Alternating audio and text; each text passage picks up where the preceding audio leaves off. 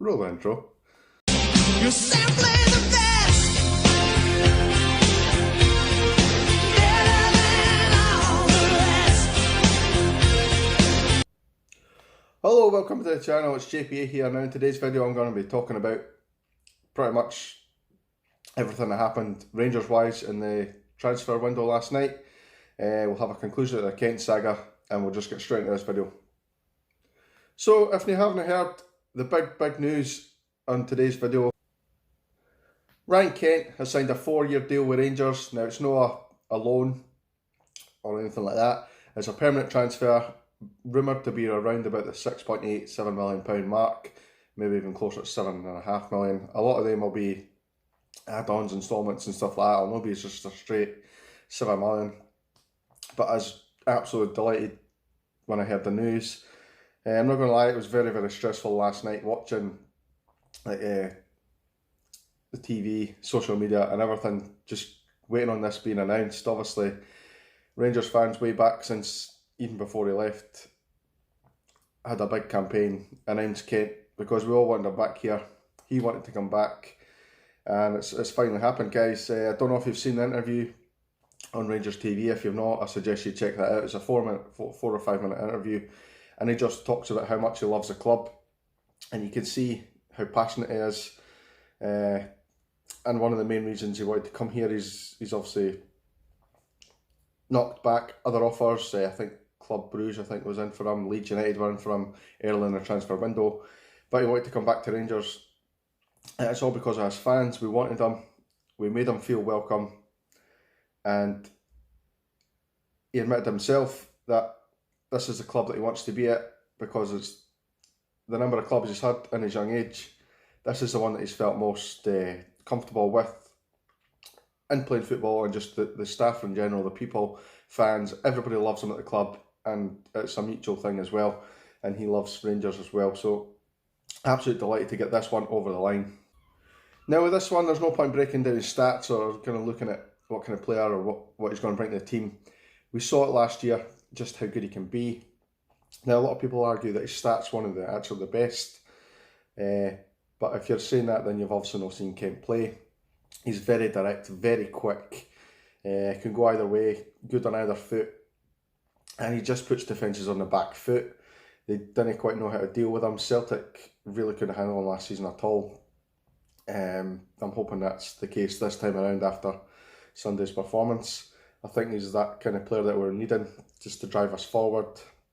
I know we've got Jordan Jones, who's a similar type of player, but I just didn't think you get the same excitement for the fans as you get with Kent. As soon as Kent gets on the ball, it's very much how I used to feel when Laudrup got the ball, or the years ago when Laudrup used to play for Rangers. As soon as he got the ball, you just knew something magic was going to happen.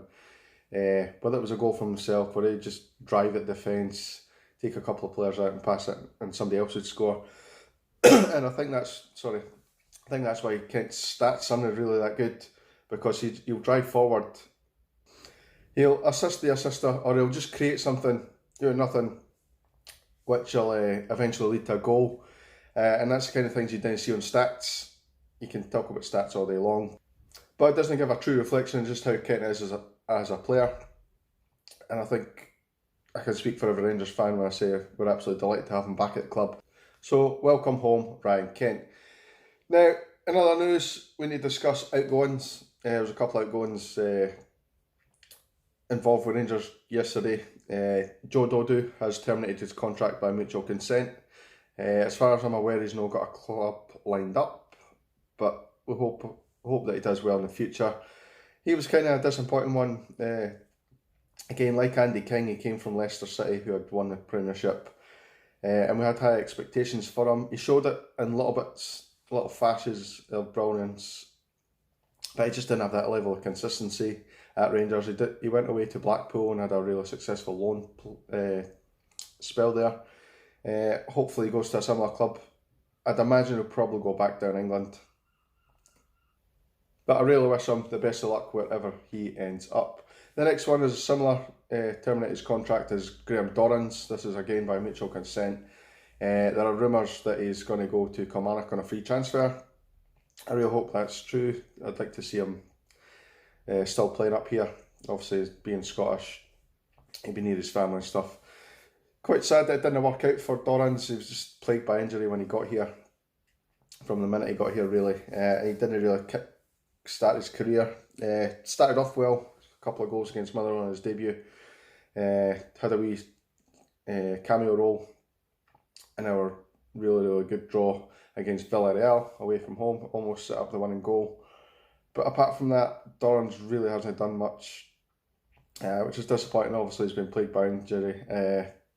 But I think in the last kind of 6 months, he's been injury free, but he's just not able to force his way back into the side. I don't think it's part of Gerrard's plans, which is kind of a shame. Dorrans is a real good player, and I wish him all the best in his future endeavours, and hopefully he can have a couple of years at the end of his career in Scotland and do well. Next to a couple of loan deals. We all knew that Hastie was on the verge of signing for Rotherham United in England in League One. That's now gone through. He's completed his move and he will play the rest of the year in League One in England. This one, a no-brainer for me to send him out on loan. He's never going to get in the first team right now with the players we've got, and he needs that time to kind of develop as a player. It was a great idea to bring him in to the club and then loan him out, because who knows, if he'd spent another year at Motherwell, he would have got better and somebody else might have snapped him up. So it's great we've got him as our player and we can loan him out and bring him back as a better player. The other one, Jason Holt, he's away on loan to St Johnstone for a year.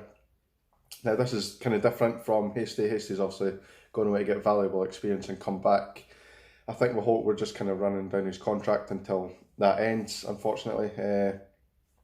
Sad for him. He's been a great player over the years for Rangers, obviously part of the championship winning team that brought us up, part of that successful team that famously beat Celtic in the semi-finals, and I thought he was a good player under Warburton, but obviously we've moved up a couple of levels now and he's just not at that level. Always tried his best for us, so I can't fault that in any way. So good luck to Jason Holt. Hopefully he gets a move out of this on a permanent basis and gets playing football regularly, because he deserves it. Had a successful loan spell last season down in England, and hopefully he continues that up here. I'm just going to wrap this video up, guys. Thank you very much for watching.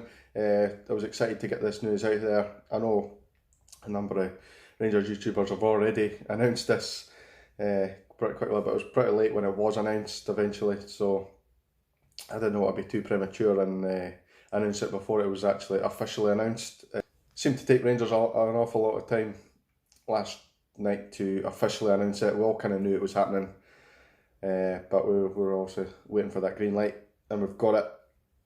So thank you very much for watching. If you're new to the channel, as I say, please subscribe and we'll keep pushing, and I'll see you in the next video. Cheers, guys.